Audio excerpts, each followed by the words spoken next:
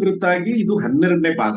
ಈ 12ನೇ ಭಾಗ ತನಕ ನಾವು ನೋಡಿದೇನಂತ ಹೇಳಿದ್ರೆ, ಹಳೆ ಒಡಂಬಡಿಕೆಯಲ್ಲಿ ಯಾರು ಯಾವ ರೀತಿಯಲ್ಲಿ ದೇವರ ಸಾನ್ನಿಧ್ಯದಲ್ಲಿ, ದೇವರ ಪ್ರಸನ್ನದಲ್ಲಿ, ದೇವರ ಪ್ರಭಾವದಲ್ಲಿ ದೇವರು ಯಾರ್ಯಾರ ಜೊತೆ ಮಾತಾಡಿದಾರೆ ಅಂತ ಕೆಲವೊಂದು ವ್ಯಕ್ತಿಗಳನ್ನ ತೆಗೆದು ನಾವು ನೋಡಿ. ಆದ್ರೆ ಇವತ್ತು ನಿಜವಾಗ್ಲೂ ಸೀರಿಯಸ್ ಆಗಿ ನಮ್ಮ ಸಬ್ಜೆಕ್ಟಿಗೆ, ಹೋಲಿ ಸ್ಪಿರಿಟ್ ಅಂತ ಈ ಸಬ್ಜೆಕ್ಟಿಗೆ ಇನ್ನು ಸ್ವಲ್ಪ ಸೀರಿಯಸ್ ಆಗಿ ಹೊಸ ಒಡಂಬಡಿಕೆಗೆ ನಾವು ಎಂಟರ್ ಆಗ್ತಾ ಇದ್ರೆ ಕೆಲವೊಂದು ರೆಫರೆನ್ಸ್ ಹಳೆ ಒಡಂಬಡಿಕೆಯಿಂದ ಬರುತ್ತೆ.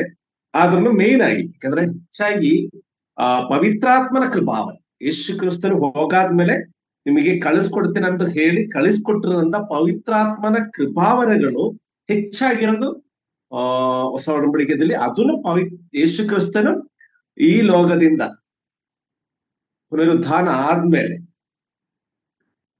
ಇಲ್ಲಿ ನಾವು ನೋಡುವಂತ ಆ ಸೀರಿಯಸ್ ಆಗಿ ಇವತ್ತು ನಾನು ಹೇಳ್ತಾ ಇರೋ ಕೆಲವೊಂದು ವಿಷಯಗಳು ಬುಕ್ ಪೆನ್ ಯಾರು ಇದ್ರೆ ಒಂಚೂರು ನೋಟ್ ಮಾಡ್ಕೊಳ್ಳಿ. ಯಾಕಂದ್ರೆ ಇದು ಜನರಲ್ ಆಗಿ ನಾವೆಲ್ಲಾದ್ರೂ ಹುಡುಕಿದ್ರೆ ಸಿಕ್ಕಲ್ಲ ಕೆಲವೊಂದು ವಿಷಯಗಳು. ಕಳೆದ ಸರಿ ನಾವು ನೋಡಿರೋದು, ನಾವು ಯಾಕೋಬನ ಬಗ್ಗೆ ನೋಡಿದ್ವಿ, ಏಸವನ್ ಅವರ ಸಹೋದರ ಮಧ್ಯದಲ್ಲಿ ಏನೇನು ಶತ್ರುತ್ವ ಇದ್ದಿದ್ರು ಕೂಡ. ಯಾಕೋಬನ್ನ ಸಾಯಿಸ್ಬೇಕು ಅಂತ ಇದ್ದಿದ್ದು ಏಸಾವನು. ಆದ್ರೆ ಅಲ್ಲಿ ಒಂದು ವಾಕ್ಯ ನಾವು ನೋಡಿದ್ವಿ, ಜ್ಞಾನೋಕ್ತಿಯಲ್ಲಿ 16ನೇ ಅಧ್ಯಾಯ 17 ವಾಕ್ಯದಲ್ಲಿ, ಒಬ್ಬನ ನಡತೆಯು ಮೆಚ್ಚಿದ್ರೆ, ದೇವರು ಒಬ್ಬ ವ್ಯಕ್ತಿಯ ನಡತೆ ಮೆಚ್ಚಿದ್ರೆ ಅವನ ಶತ್ರುಗಳನ್ನು ಮಿತ್ರರನ್ನಾಗಿ ಮಾಡುವೆನು. ಸೊ ನಮಗೆ ಈ ಪ್ರಪಂಚದಲ್ಲಿ ಶತ್ರುಗಳು ಇದೆಯೋ ಇಲ್ವೋ ಅಂತ ನಾವು ಕ್ಯಾಲ್ಕುಲೇಟ್ ಮಾಡುವಾಗ ಒಂದು ವಿಷಯ ನಮಗೆ ಗೊತ್ತಾಗುತ್ತೆ, ನಮಗೆ ಶತ್ರುಗಳಿದ್ದಾರೆ ಅಲ್ವಾ. ಅಲ್ಲಿಗೆ ನಾವು ತಿಳುವಳಿಕೆ, ಪವಿತ್ರಾತ್ಮ ಕೃಪಾವರದ ಒಂದು ತಿಳುವಳಿಕೆ ಇಲ್ಲಿ ನಿಮಗೆ ಸಿಗುತ್ತೆ. ನಮಗೆ ಶತ್ರುಗಳಿದ್ರೆ ಖಂಡಿತ ನಾವ್ ಏನ್ ಚೆಕ್ ಮಾಡ್ಬೇಕು ಹೇಳಿ, ನಮ್ಮ ನಡತೆಗಳು, ನಮ್ಮ ಮಾತುಗಳು, ಮಾತಾಡುವಂತ ರೀತಿ, ಬಿಹೇವ್ ಮಾಡುವಂತ ರೀತಿ, ಜೀವನ ಮಾಡುವಂತ ರೀತಿ, ಇದು ನಾವು ಪರಿಶೋಧಿಸುವಂತ ಸಮಯ ಆಗಿದೆ. ಯಾಕಂದ್ರೆ ಇಲ್ಲಿ ವಾಕ್ಯ ಪ್ರಕಾರ ಹೇಳ್ತಾರೆ ಅಂತ ಹೇಳಿದ್ರೆ, ನಾವು ನಡೆಯುವುದು ಸರಿಯಾಗಿ ದೇವರಿಗೆ ಸರಿಯಾಗಿ ಅನ್ಸಿದ್ರೆ ಎಷ್ಟು ದೊಡ್ಡ ಶತ್ರುವಾದ್ರೂ ಕೂಡ, ಏಸಾವನ ವಿಷಯದಲ್ಲಿ ನಾವು ಅದೇ ನೋಡಿರೋದು. ಹೆಂಗಾದ್ರೂ ಮಾಡಿ ಅಪ್ಪ ಸಾಯಲಿಗೆ ಕಾಯ್ತಾ ಇರ್ತಾನೆ, ಯಾಕಬನ್ನ ಸಾಯಿಸಿದ್ ಗೊತ್ತಾಗಿನೇ ಇವನ್ನೇ ಅಲ್ಲಿಗೆ ಕಳಿಸಿದ್ ನಾವು ನೋಡಿದ್ವಿ. ಅದೇ ರೀತಿಯಲ್ಲಿ ಯೋಸಫನ್ ಬಗ್ಗೆ ನಾವು ನೋಡಿದ್ವಿ, ಅವ್ರ ಸಹೋದರ ಮಧ್ಯದಲ್ಲಿ. ಆ ಸಹೋದರಗಳು ಆಕ್ಚುಲಿ ಯೋಸಫನ್ನ ಕೊಲ್ಲಿಕ್ಕೆ ಇದು ಮಾಡಿರೋಂಥ ವ್ಯಕ್ತಿಗಳು. ಅವ್ರ ಒಬ್ರಲ್ಲ, ಎಲ್ಲರೂ ಸೇರಿ ಹೊಟ್ಟೆ ಕಿಚ್ಚಿನಿಂದ. ಈ ಕಾಲಮಾನದಲ್ಲಿ ನಮ್ಮ ಸುತ್ತಮುತ್ತಲು ಇದೇ ತರ ಇದ್ದಾರೆ. ಹೊಟ್ಟೆ ಕಿಚ್ಚು ಅಸಹೆಯಿಂದ ಅಪ್ಪನ ಅವನನ್ನ ಹೆಚ್ಚಾಗಿ ಪ್ರೀತಿ ಮಾಡ್ತಾ ಇರೋಂತ ಕಾರಣಕ್ಕೋಸ್ಕರ ಏನು ತಪ್ಪು ಮಾಡೋದ್ರಲ್ಲಿ ಆ ಮಗುವಿನ. ಆದ್ರೆ ಯೋಸಫನಲ್ಲಿ ಒಂದು ಮಾತು ಹೇಳ್ತಾನೆ, ಲಾಸ್ಟ್ ಒಂದು ಮಾತು ಹೇಳ್ತಾನೆ, ಇಲ್ಲ ಇದು ದೇವರ ಇಚ್ಛೆ ಆಗಿತ್ತು, ನಿಮಗೆಲ್ಲ ಆಹಾರ ಕೊಡ್ಲಿಕ್ಕೋಸ್ಕರ ನಿಮ್ಗಿಂತ ಮುಂಚೆ ನಿಮ್ಮನ್ನ ಆ ರೀತಿಯಲ್ಲಿ ದೇವರು ಮಾಡಿಸಿರೋಂತ, ಅವ್ರಿಗೆ ಏನು ತಪ್ಪು ಮಾಡಿಲ್ಲ ಅಂತ ಲೆಕ್ಕದಲ್ಲಿ ಮಾತಾಡುವಂತ ವ್ಯಕ್ತಿ. ಅದೇ ರೀತಿಯಾಗಿ ನಾವು ನೋಡಿದ್ದೀವಿ ಯೋಬನಿಗೆ ಇರುವಂತ ನಂಬಿಕೆ. ಏನೇನು ಕಷ್ಟಗಳು, ನೋವುಗಳು ಏನೇನ್ ಬರ್ಲಿ, ಒಂದ್ಸೇರಿ ತಂದೆಯಾದ ದೇವರನ್ನ, ಕರ್ತನಾದ ಯೇಸು ಕ್ರಿಸ್ತನೇ ನಾವು ನಂಬಾದ್ಮೇಲೆ ಜೀವನದಲ್ಲಿ ಎಷ್ಟು ಕಷ್ಟಗಳಾಗ್ಲಿ, ದುಃಖಗಳಾಗ್ಲಿ, ದುರಂತಗಳಾಗ್ಲಿ ಬಂದ್ರು, ಇಲ್ಲ ಒಂದಲ್ಲಾದ್ರೂ ಒಂದಿನ ದೇವರು ನನಗೆ ಕರುಣೆ ತೋರಿಸ್ತಾರೆ, ನನ್ನನ್ನು ಹೆಚ್ಚಿಸ್ತಾರೆ ಅಂತ ಆ ನಂಬಿಕೆ ಇದೆಯಲ್ಲ ಯೋಗನಲ್ಲಿ. ಎಲ್ಲರೂ ಕೈ ಬಿಟ್ಟು ಹೋಗಿದ್ರು. ಆ ನಂಬಿಕೆ ನಾವು ಆಕ್ಚುಲಿ ಇದೆಲ್ಲದನ್ನು ಪವಿತ್ರಾತ್ಮನ ಪ್ರಭಾವ ಒಂದು ವ್ಯಕ್ತಿಯಲ್ಲಿ, ಒಂದು ವಿಶ್ವಾಸಿಯಲ್ಲಿ ಎಷ್ಟು ಮಟ್ಟಿಗಿದೆ ಅಂತ ತೋರಿಸುತ್ತೆ. ನಮಗೆಲ್ಲ ನಾವು ಬೇಕಾದ್ರೆ ಹೆಂಗ್ ಬೇಕಾದ್ರೆ ಹೇಳೋದು, ನಮ್ಮ ಅಕ್ಕಪಕ್ಕದಲ್ಲಿರೋ ಅವರು ಹೇಳ್ಬೇಕು, ನೋಡಿ ಈ ವ್ಯಕ್ತಿಯಲ್ಲಿ ಪವಿತ್ರಾತ್ಮನ ಪ್ರಭಾವ ಎಷ್ಟು ಚೆನ್ನಾಗಿದೆ, ಅವ್ರು ಮಾತಾಡ್ತಾ ರೀತಿ, ಬಿಹೇವ್ ಮಾಡ್ತಾ ರೀತಿ, ಪ್ರೀತಿ ಮಾಡ್ತಾ ಇರೋಂಥ ರೀತಿ, ಆ ರೀತಿಯಲ್ಲಿ ನಮ್ಮನ್ನ ಆ ಹಳೆ ಒಡಂಬಡಿಕೆಯ ಕೆಲವೊಂದು ಉದಾಹರಣೆಗಳು ನಾವು ನೋಡಿದ್ವಿ. ಅದು ದೇವರ ಆತ್ಮ, ದೇವರು ಪ್ರತ್ಯಕ್ಷವಾಗಿನು ಪರೋಕ್ಷವಾಗಿನು ಕನಸಲ್ಲಿನೂ ದರ್ಶನ ಮುಖಾಂತರ ಮಾತಾಡಿದ ಸಂಗತಿ. ಆದ್ರೆ ಇಲ್ಲಿ ಪವಿತ್ರಾತ್ಮನ ದೊರಕಿದಂತ ನಮ್ದು ಅದೇ ಹೊಸ ಒಡಂಬಡಿಕೆಯಲ್ಲಿ ಬರುವಾಗ, ಯೋಹಾನ್ ಬರೆದ ಸುವಾರ್ತೆಯಲ್ಲಿ 3ನೇ ಅಧ್ಯಾಯದಲ್ಲಿ 3ನೇ ವಾಕ್ಯ ಹೊಂದಿದೆ. ಅದಕ್ಕೆ ಯೇಸು, ನಾನು ನಿನಗೆ ನಿಜ ನಿಜವಾಗಿ, ಎಲ್ಲ ಗೊತ್ತಿರೋಂಥ ವಾಕ್ಯ ಇದು, ನಿಜ ನಿಜವಾಗಿ ಹೇಳುತ್ತೇನು, ಒಬ್ಬನು ಹೊಸದಾಗಿ ಹುಟ್ಟದಿದ್ದರೆ ಅವನು ದೇವರ ರಾಜ್ಯವನ್ನು ಕಾಣಲಾರನು ಅಂತ. ಪ್ರಿಯರು, ನಮ್ಮ ಬದುಕು, ನಮ್ಮ ಕ್ರಿಸ್ತಿಯ ವಿಶ್ವಾಸ, ನಮ್ಮ ನಂಬಿಕೆ, ನಾವು ಹೇಳಿಕೆ ದೇವರಿಗೆ ಆರಾಧನೆ ಮಾಡ್ತಾ ಇರೋದು, ದೇವರಿಗೆ ಇಷ್ಟವಾದ ರೀತಿಯಲ್ಲಿ ನಡೀತಾ ಇರೋದು, ದೇವರ ಇಚ್ಛೆಗಳೇನಿದೆ, ಆಜ್ಞೆಗಳೇನಿದೆ ಅನುಸರಿಸಿ ಪ್ರತಿಯೊಬ್ಬರನ್ನು ಪ್ರೀತಿ ಮಾಡಿ, ನಮಗೆ ದ್ರೋಹ ಮಾಡಿರೋರ್ನು ಪ್ರೀತಿ ಮಾಡಿ, ನಮಗೆ ಕಷ್ಟ ಕೊಟ್ಟು ತೊಂದರೆ ಕೊಟ್ಟಿದ್ರು ಕೂಡ ನಾವು ಅವರಿಗೆ ಅದೇ ರೀತಿಯಲ್ಲಿ ದ್ವೇಷಿಸದಲ್ಲೇ ನಾವು ಅವರಿಗೆ ಪ್ರೀತಿ ತೋರಿಸ್ತಾ ಇರೋದು ಏನಕ್ಕೆ ಹೇಳಿ, ನಮಗೆ ಅದನ್ನಾದ ಯೇಸು ಕ್ರಿಸ್ತನು ನಮಗೆ ತೋರಿಸಿ ಕೊಟ್ಟಿದ್ದಂತ ದಾರಿ ಅದು. ಶತ್ರುಗಳನ್ನು ಪ್ರೀತಿ ಮಾಡಿ ಅಂತ ಹೇಳಿ ತೋರಿಸ್ಕೊಟ್ಟಿರೋದು. ಇಲ್ಲಿ ಹೇಳುವಂತ ಒಂದು ವಿಷಯ ಮುಖ್ಯವಾಗಿ ಈ ಹೊಸದಾಗಿ ಹುಟ್ಟುತ್ತಾ ಇರೋದ್ರಿಂದನೇ ಒಬ್ಬ ವ್ಯಕ್ತಿಯ ಆತ್ಮೀಯ ಜೀವನ ಶುರುವಾಗ್ತಾರೆ. ಒಬ್ಬ ವ್ಯಕ್ತಿ ಆತ್ಮೀಯ ರೀತಿಯಲ್ಲಿ, ಪ್ರಾಪಂಚಿಕವಾಗಿರೋದಿಲ್ಲ, ಆತ್ಮೀಯವಾಗಿ ರೀತಿಯಲ್ಲಿ ಆ ವ್ಯಕ್ತಿ ಸಣ್ಣ ಮಗುವಾಗಿ ನಡೆಯಲಿಕ್ಕೆ ಎಲ್ಲಿ ಶುರುವಾಗ್ತಾರೆ ಅಂದ್ರೆ ಅವನು ಹೊಸದಾಗಿ ಹುಟ್ಟಾದ್ಮೇಲೆ. ಈ ಹೊಸದಾಗಿ ಹುಟ್ಟಬೇಕು ಅಂತ ಹೇಳುವಾಗ ಅಲ್ಲಿ ಒಂದು ವಿಷಯ ಏನಂತ ಹೇಳಿದ್ರೆ, ನಮಗೆಲ್ಲ ಹೊಸದಾಗಿ ಹುಟ್ಟಲಿಕ್ಕೆ ಇನ್ನೊಂದು ವಾಕ್ಯ ಹೇಳಿ ನಾನು ಬಾಕಿ ಹೇಳ್ತೀನಿ. ಯೋಬನ ಗ್ರಂಥದಲ್ಲಿ ಒಂದು ಪರಾಮರ್ಶೆ, 11ನೇ ಅಧ್ಯಾಯ 12ನೇ ವಾಕ್ಯದಲ್ಲಿ, ಕಾಡು ಕತ್ತೆಯ ಮರಿಗೆ ನರಜನ್ಮವಾದರೆ ಎಲ್ಲ ಮನುಷ್ಯನ ಬುದ್ಧಿಯನ್ನು ಪಡೆದ್ರೆ ಇದು ಆಗದಲ್ಲಿ ಇರೋದು ಕೆಲಸ ಅಂತ ಒಂದು ವೇಳೆ ನಾವು ಹೇಳೋದು. ಇಲ್ಲಿ ಎರಡು ಕಂಪ್ಯಾರಿಸನ್ ನಾವು ಮಾಡ್ಬೋದು. ಒಂದು ಏನಂತ ಹೇಳಿದ್ರೆ, ಕಾಡು ಕತ್ತೆ ಯಾವತ್ತೂ ಮನುಷ್ಯ ಜನ್ಮ ಬರ್ಲಿಕ್ಕೆ ಸಾಧ್ಯನೇ ಇಲ್ಲ ಅಂತ ಒಂದು ಕನ್ಸೆಪ್ಟ್. ಇನ್ನೊಂದು ರೀತಿಯಲ್ಲಿ ನೋಡೋದಾದ್ರೆ, ನಮ್ಮ ಹಳೆಯ ಅವಸ್ಥೆ, ಬುದ್ಧಿ ಇರ್ಲಿಲ್ಲ, ಶಕ್ತಿ ಇರ್ಲಿಲ್ಲ, ಯಾವ ರೀತಿಯಲ್ಲಿ ನಮ್ದಂತ ಹೇಳೋದಂತ ಏನೂ ಇರ್ಲಿಲ್ಲ, ಯಾವ ಯೋಗ್ಯತೆನೇ ಇಲ್ಲದಲ್ಲೇ ರಿಜೆಕ್ಟೆಡ್ ಪೀಸ್ ಅಂತ ಹೇಳಿ ಇದ್ದಂತ ನಮ್ಮ ಅವಸ್ಥೆ, ಆ ಒಂದು ಅವಸ್ಥೆನ ಕಂಪೇರ್ ಮಾಡ್ತೀವಿ. ಅದಕ್ಕೆ ನರಜನ್ಮ, ಮನುಷ್ಯ ಜನ್ಮ ಅಂತ ಹೇಳುವಾಗ ಇಲ್ಲಿಗೆ ಚೇಂಜ್ ಆಗ್ತಾ ಇರೋದು. ನೂತನ ಸೃಷ್ಟಿಯಾಗಿ ಹೊಸದಾಗಿ ಹುಟ್ಟಬೇಕು ಅಂತ ಹೇಳ್ತಾ ಇರೋದು. ಆ ಅವಸ್ಥೆಯಲ್ಲಿ ಇರೋದು ಒಬ್ಬ ವ್ಯಕ್ತಿ, ಯಾವ ಯೋಗ್ಯತೆ ಇಲ್ಲದಲ್ಲಿರೋ ವ್ಯಕ್ತಿ, ಯಾವ ಬುದ್ಧಿ ಇಲ್ಲದಲ್ಲಿರೋದು, ದೇವರದ ಗೊತ್ತೇ ಇಲ್ಲದಲ್ಲಿರೋದು ವ್ಯಕ್ತಿ, ಆ ವ್ಯಕ್ತಿ ನಿಜವಾಗಲೂ ದೇವರಿದ್ದಾರೆ ಅಂತ ನಂಬಿ ದೇವರ ಕಡೆ ಯಾವಾಗ ತಿರುಗುತ್ತೋ, ಹೌದು ಇಲ್ಲಿ ತನಕ ನಾನು ಬದುಕಿರೋದು ನನ್ನ ಶಕ್ತಿಯಿಂದ, ನನ್ನ ಬುದ್ಧಿಯಿಂದ, ನನ್ನ ಯೋಗ್ಯತೆಯಿಂದ ಅಲ್ಲ, ನನ್ನೇ ಕೈ ಹಿಡಿದು ನಡೆಸುವಂತ ಒಬ್ರು ಇದ್ದಾರೆ ಎಂದ ನಂಬಿಕೆ ಎಲ್ಲಿ ಶುರುವಾಗುತ್ತೋ ಅಲ್ಲಿ ಅವನ ಆತ್ಮೀಯ ಜೀವಿತ ಶುರುವಾಗುತ್ತೆ. ಇಲ್ಲಿ ಆ ಅವಸ್ಥೆ ನೋಡಿ, ಕಾಡು ಕತ್ತೆ ಅಂತ ಹೇಳಿದ್ರೆ ಅಷ್ಟು ನಿಕೃಷ್ಟವಾಗಿರೋದನ್ನು, ಅದು ನರಜನ್ಮ ಅಂತ ಹೇಳುವಾಗ ಇಲ್ಲಿ ಒಳ್ಳೆಯದೊಂದು ಸೃಷ್ಟಿಯಾಗಿ, ಈ ಸೃಷ್ಟಿಕರ್ಮದಲ್ಲಿ ಶ್ರೇಷ್ಠವಾಗಿ ದೇವರು ಸೃಷ್ಟಿ ಮಾಡಿದ ನರಜನ್ಮ. ಅಲ್ಲಿಗೆ ಬುದ್ಧಿ ಇಲ್ಲದ ಮನುಷ್ಯನು ಕೂಡ ಬುದ್ಧಿವಂತನಾಗುವನು. ಇಲ್ಲಿ ಎರಡು ಕಂಪ್ಯಾರಿಸನ್ ಸೇಮ್ ಇದೆ. ಬುದ್ಧಿ ಇಲ್ಲದ ಮನುಷ್ಯ ಅಂತ ಹೇಳಿದ್ರೆ, ಮನುಷ್ಯ ರೂಪ ನಮಗಿದ್ರು ಯಾವ ರೀತಿಯಲ್ಲಿ ಬುದ್ಧಿನ ತಿಳುವಳಿಕೆಯನ್ನು ಇಲ್ಲದಲ್ಲೇ, ದೇವರನ್ನ ಅರಿಯದಲ್ಲೇ, ನಮಗೆ ಇಷ್ಟವಾಗಿರೋದ ದಾರಿಯಲ್ಲಿ, ನಮಗೆ ಇಷ್ಟವಾಗಿರೋ ಪ್ರಾಪಂಚಿಕವಾಗಿರೋದ ಯೋಜನೆಗಳಲ್ಲಿ, ಸುಖದಲ್ಲಿ, ಸಂತೋಷದಲ್ಲಿ ನಾವು ಮಜಾ ಮಾಡ್ತಾ ಇದ್ವಿ. ಅವನಿಗೆ ಬುದ್ಧಿ ಬಂತು ಅಂತ ಹೇಳುವಾಗ, ಆತ್ಮೀಯವಾಗಿರೋದು ಅವನು ತಿರುಗುವಾಗ, ಅವನ ಆತ್ಮೀಯ ಬುದ್ಧಿಯಲ್ಲಿ ನನಗಿಂತಲೂ ಹೆಚ್ಚಾಗಿ ಮೇಲೆ ಇನ್ನು ಏನೋ ಇದೆ, ಇನ್ನು ಯಾರೋ ಇದ್ದಾರೆ, ಎಲ್ಲ ನೋಡ್ತವ್ರು ಒಬ್ರು ಇದ್ದಾರೆ, ನಾವು ಮಾಡ್ತಾ ಇರೋ ಪಾಪಗಳಿಗೆ ಎಲ್ಲದಕ್ಕೆ ಒಂದು ಪನಿಷ್ಮೆಂಟ್ ಇದೆ ಅಂತ ಯಾವಾಗ ಅವನಲ್ಲಿ ಆ ಚಿಂತೆ ಬರುತ್ತೋ, ಅವಾಗ ಇದೊಂದು ಜಾಸ್ತಿ ಎಕ್ಸ್ಪ್ಲನೇಷನ್ ನೋಡೋದಾದ್ರೆ, ಇದು ಮಾಡಲಿಕ್ಕೆ ಸಾಧ್ಯವಿರೋದು, ಈ ಒಂದು ಅವಸ್ಥೆಯಲ್ಲಿರೋದು ಒಂದು ವ್ಯಕ್ತಿಯನ್ನೇ ಈ ಒಂದು ನರಜನ್ಮ ಅವಸ್ಥೆಗೆ ತರಬೇಕು, ಬುದ್ಧಿವಂತನಾಗಿ ಇರ್ಬೇಕು ಅಂತ ಹೇಳಿದ್ರೆ ದೇವರ ಕೈಯಲ್ಲಿ ಮಾತ್ರ ಸಾಧ್ಯ ಆಗದಂತ ಕೆಲಸ ಅದು. ಈ ನಾನು ಹೇಳಿದೆ, ಪವಿತ್ರಾತ್ಮ ಕುರಿತಾಗಿ ಕೆಲವೊಂದು ವಿಷಯಗಳು ನೀವು ಅದರಲ್ಲಿ ಮೊದಲನೇದಾಗಿರುವ ಒಂದು ವಿಷಯ ಇವತ್ತು ನಾನು ಜನರಲ್ಲಿ ಈ ಪವಿತ್ರಾತ್ಮನಿಗೆ ಎಲ್ಲ ಕಡೆ ಒಂದು ಕನ್ಫ್ಯೂಷನ್ ಇರುವ ವಿಷಯ ಇದೆ. ಪವಿತ್ರಾತ್ಮ ನಮಗೆ ಯಾವಾಗ ಸಿಗುತ್ತೆ, ಇಲ್ಲದ್ರೆ ಯಾವಾಗ ಪವಿತ್ರಾತ್ಮನ ಪ್ರೆಸೆನ್ಸ್ ನಮ್ಮಲ್ಲಿ ಬರುತ್ತೆ? ರಕ್ಷಣೆ ಹೊಂದುವಾಗ, ದೀಕ್ಷಾಸ್ನಾನ ತಗೊಳ್ಳುವಾಗ, ಇದೇ ತರ ಹಲವಾರು ವಾದಗಳು ಎಲ್ಲ ನಡೀತದೆ.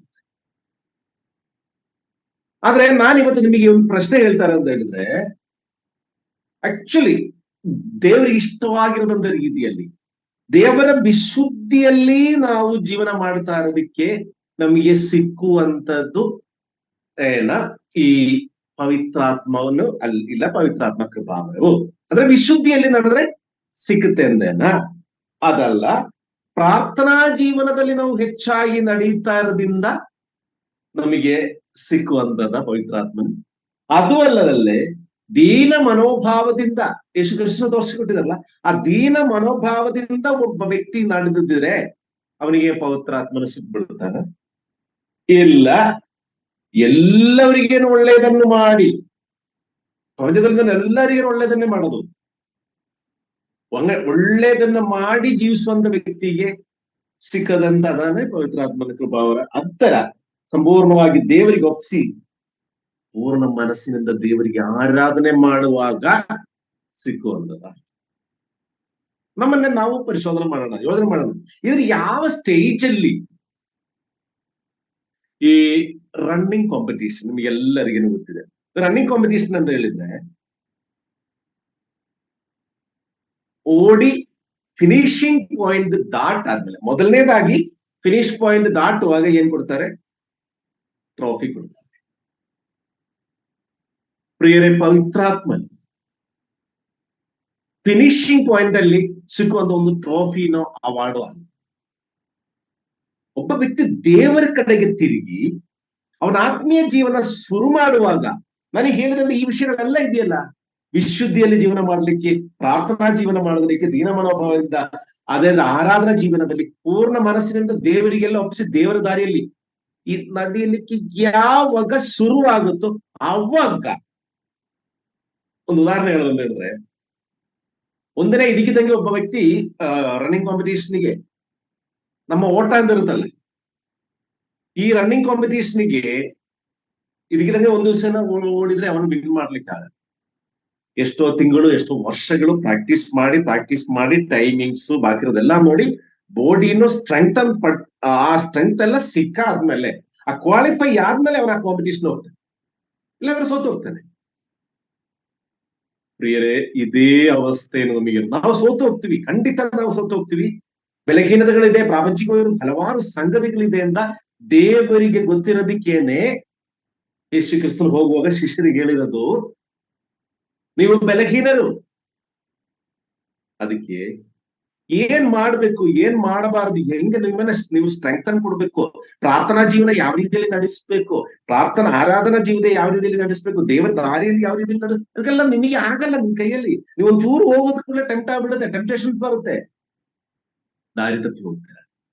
ಆ ದಾರಿ ತಪ್ಪುವ ಸಮಯದಲ್ಲಿ, ಸಂದರ್ಭದಲ್ಲಿ, ಮಗನೇ ಮಗಳೇ ನೋಡಿ, ಆ ದಾರಿ ನಮಗೆ ಬೇಡ ಅಂತ ಹೇಳಿ ಕೈ ಹಿಡಿದು ನಡೆಸುವಂತ ಅದೇನೇ ದೇವರ ಆತ್ಮನ ಕೃಪಾವರ ಪವಿತ್ರಾತ್ಮ ಕ್ರಿಯೆ ಅಂದ್ರೆ ಒಬ್ಬ ಆತ್ಮೀಯ ಮನುಷ್ಯನ ಜೀವನ ಆತ್ಮೀಯವಾಗಿ ಶುರುವಾಗಿ, ಮೊದಲನೇದಾಗಿ ಹೇಳೋದಕ್ಕೇನು ಇದಕ್ಕೇನು ಕಂಪೇರ್ ಮಾಡ್ಕೊಳ್ಳಿ, ಹೊಸದಾಗಿ ಯೇಸು ಕೃಷ್ಣ ಹೇಳಿರೋದು ಹೊಸದಾಗಿ ಹುಟ್ಲಿಲ್ಲ ಅಂತ ಹೇಳಿದ್ರೆ ಯಾರು ಪರಲೋಕ ರಾಜ್ಯಕ್ಕೆ ಹೋಗಲ್ಲ. ಈ ಹೊಸದಾಗಿ ನೀವು ಹುಟ್ಟಬೇಕಾ, ಇನಿಷಿಯಲ್ ಸ್ಟಾರ್ಟಿಂಗ್ ಅಲ್ಲಿ ಈ ಒಂದು ಡಿಸಿಷನ್ ತಗೊಂಡಾಯ್ತು, ಈ ರನ್ನಿಂಗ್ ಕಾಂಪಿಟೇಷನ್ ನನ್ ಪಾಲುಗಾರನ ಆಗ್ಬೇಕು, ನನ್ನ ಜೀವನವಾದ ಓಟದಲ್ಲಿ ಅದು ಯೇಸು ಕ್ರಿಸ್ತನು, ಇಲ್ಲಾಂದ್ರೆ ದೇವರ ತಂದೆಯ ದೇವರಿಗೋಸ್ಕರ ನನ್ನ ಓಟವನ್ನು ನಾನು ಶುರು ಮಾಡ್ತೀನಿ ಅಂತ ಹೇಳುವಾಗ, ಮಗನ ನನಗೆ ಇನ್ನೂ ಸ್ವಲ್ಪ ಶಕ್ತಿ ಬೇಕಾಗುತ್ತೆ, ಅದಕ್ಕೊಂದು ಕೆಲಸ ಮಾಡಿ, ಇವರು ನಿಮಗೆ ಟ್ರೈನಿಂಗ್ ಕೊಡ್ತಾರೆ, ಇವರು ನಿಮ್ಮನ್ನ ನೋಡ್ಕೊಳ್ತಾರೆ, ಎಲ್ಲಾ ರೀತಿಯಲ್ಲಿ ಬೇಕಂದ್ರೆ ಒಂದು ಮಾತ್ರ ನೀನ್ ಮಾಡು, ಈ ವ್ಯಕ್ತಿಗೆ ಕಿವಿ ಕೊಡು.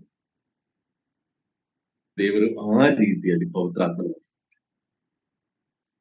ಮತ್ತಾಯನ ಬರೆದ ಸುವಾರ್ತೆಯಲ್ಲಿ 16ನೇ ಅಧ್ಯಾಯ 26ನೇ ವಾಕ್ಯದಲ್ಲಿ, ಒಬ್ಬ ಮನುಷ್ಯನು ಲೋಕವೆಲ್ಲ ಸಂಪಾದಿಸಿಕೊಂಡರೂ ಪ್ರಾಣ ನಷ್ಟಪಟ್ರೆ ಅವನಿಗೆ ಪ್ರಯೋಜನವೇನು, ಅಥವಾ ಒಬ್ಬನು ತನ್ನ ಪ್ರಾಣಕ್ಕೆ ಏನು ಕೊಡುವೇನಂತ ವಾಕ್ಯ. ಇಲ್ಲಿ ಎರಡು ರೀತಿಯಲ್ಲಿ ಇಲ್ಲಿನೂ ನಾವು ಕಂಪೇರ್ ಮಾಡ್ಬೋದು. ಒಂದು, ಪ್ರಾಣ ಅಂತ ಹೇಳುವಾಗ ಹೆಚ್ಚಾಗಿ ಅಂತ ಹೇಳಿದ್ರೆ ಈಗ ನಮ್ಮ ಈ ಜೀವ ಅಂತ ಹೇಳ್ತಾರೆ. ಕನ್ನಡದಲ್ಲಿ ಪ್ರಾಣ ಅಂತ ಏನಾದ್ರು ಕೇಳಿದ್ರೆ ಅದರ ಮಲಯಾಳದಲ್ಲಿ ಆತ್ಮ ಅಂತಾನೆ ಕರೆಕ್ಟ್ ಆಗಿ, ನಿನ್ನ ಆತ್ಮನು ನಿನಗೆ ನಷ್ಟವಾಗಿದ್ರೆ ಅಂತ ಅದ್ರಲ್ಲಿ ಬರುತ್ತೆ. ಒಂದು, ಪ್ರಾಪಂಚಿಕವಾಗಿ ದೇಹಕ್ಕಿರೋದು ಜೀವ ನಾವು ಲೆಕ್ಕ ಮಾಡ್ತೀವಿ. ಒಬ್ಬ ಮನುಷ್ಯರು ಎಲ್ಲಾ ರೀತಿಯಲ್ಲಿ ಎಲ್ಲ ಇದು ಮಾಡ್ಬಿಟ್ಟು ಅವ್ನು ತುಂಬಾ ಸಂಪಾದನೆ ಮಾಡಿ ಎಲ್ಲ ರೆಡಿ ಮಾಡ್ಕೊಂಡ್ಬಿಟ್ಟು ಇದಕ್ಕೆ ನಂಗೆ ಒಂದ್ ದಿನ ರಾತ್ರಿಯಲ್ಲಿ ಅವನ ಜೀವ ಹೊರಟು ಸತ್ತು ಹೋದ್ರೆ ಏನಾಗುತ್ತೆ ಅಂತ ಒಂದು ರೀತಿಯಲ್ಲಿ ಪ್ರಾಪಂಚಿಕವಾಗಿ ಯೋಚನೆ ಮಾಡ್ಬೋದು. ಆದ್ರೆ ಪ್ರಿಯರಿಗೆ, ಇಲ್ಲಿ ನಾನ್ ಹೇಳಲಿಕ್ಕೆ ಇಷ್ಟಪಡ್ತಾ ಇರೋ ವಿಷಯ ಇದಲ್ಲ. ಒಬ್ಬ ಮನುಷ್ಯ ಬದುಕಿರುವಾಗ್ಲೇ ಅವನಲ್ಲಿ ಜೀವ ಇದೆ, ಶರೀರ ಇದೆ, ಬಾಹ್ಯವಾಗಿರೋದ್ರಿಂದ ಶರೀರ ಎಲ್ಲ ಇದೆ ಅವನಿಗೆ. ಆದರೆ ದೇವರ ಆತ್ಮನು ಅವನಲ್ಲಿ ಇಲ್ಲ ಅಂತ ಹೇಳಿದ್ರೆ, ಇದೇನೆ ಇಷ್ಟೊಂದು ಮೊದಲು ಹೇಳಿದ್ರು ಹೊಸದಾಗಿ ಹುಟ್ಟಬೇಕು ಅಂತ ಹೇಳಿದ್ರೆ, ಈ ಹೊಸದಾಗಿ ಹುಟ್ಟದೇನೆ ದೇವರ ಆತ್ಮನು. ಇಲ್ಲಾದ್ರೆ ಏನ್ ಪ್ರಯೋಜನ? ಇಲ್ಲಿ ನಮಗೆ ನಮಗೆ ಜಸ್ಟ್ ಅದಕ್ಕೆ ಹೇಳ್ತಾ ಇರೋದು, ಫಿನಿಶಿಂಗ್ ಪಾಯಿಂಟ್ ಅಲ್ಲಿ ನಮಗೆ ಸಿಕ್ಕ ನಮ್ಮ ಜೀವನದಲ್ಲಿ ನಮ್ಮ ಆತ್ಮೀಯ ಪ್ರಯಾಣ ನಾವು ಎಲ್ಲಿ ಸ್ಟಾರ್ಟ್ ಮಾಡ್ತೀನೋ, ಆ ಟ್ರಾವೆಲಿಂಗ್ ಎಲ್ಲದ ಆ ಓಟ ಎಲ್ಲಿ ಶುರುವಾಗುತ್ತೋ ಅಲ್ಲಿ ನಮಗೆ ಸಿಕ್ಕುವಂಥದ್ದು ಪವಿತ್ರಾತ್ಮ. ಇಲ್ಲಿನೂ ಎರಡು ವಾದಗಳಿದೆ. ಒಂದು, ರಕ್ಷಣೆ ಆದ್ಮೇಲೆ ಪವಿತ್ರಾತ್ಮ ಸಿಕ್ಕುತ್ತಾ, ಇಲ್ಲ ದೇಶ ಸ್ನಾನ ಆದ್ಮೇಲೆ ಪವಿತ್ರಾತ್ಮ ಸಿಗುತ್ತೆ. ಸ್ವಲ್ಪ ಡೀಪ್ ಆಗಿ ಸಬ್ಜೆಕ್ಟ್ ಆಗಿರೋದ್ರಿಂದ ಈಗ ಇನ್ನೊಂದು ದಿವಸ ನಾನು ತಗೊಳ್ತೇನೆ, ಕಂಟಿನ್ಯೂಸ್ ಆಗಿ ಅದ್ರಲ್ಲಿ ಇದೆ ಅದು. ಆದ್ರೆ ಇವತ್ತು ಈ ಹೊಸದಾಗಿ ಹುಟ್ಟಿದ ಬಗ್ಗೆನೇ ಯೋಚನೆ ಮಾಡೋಣ. ಯೋಹಾನ್ ಬರೆದ ಸುವಾರ್ತೆ 1ನೇ ಅಧ್ಯಾಯ 33ನೇ ವಾಕ್ಯದಲ್ಲಿ, ಯಾವನ ಮೇಲೆ ಆತ್ಮವು ಬಳಿದು ಬಂದು ಇರುವುದನ್ನು ನೀನು ನೋಡುವಿಯೋ ಆತನೇ ಪವಿತ್ರಾತ್ಮನ ಸ್ನಾನವನ್ನು ಕೊಡುವನು. ಇಲ್ಲಿ ಸ್ನಾನಿಗನಾದ ಯೋಹಾನನೊಂದು ಸಾಕ್ಷಿ ಹೇಳ್ತಾರೆ. ಸ್ನಾನಿಗನಾದ ಯೋಹಾನನಿಗೆ ದೇವರು ಹೇಳುವಂತ ಸಂಗತಿ.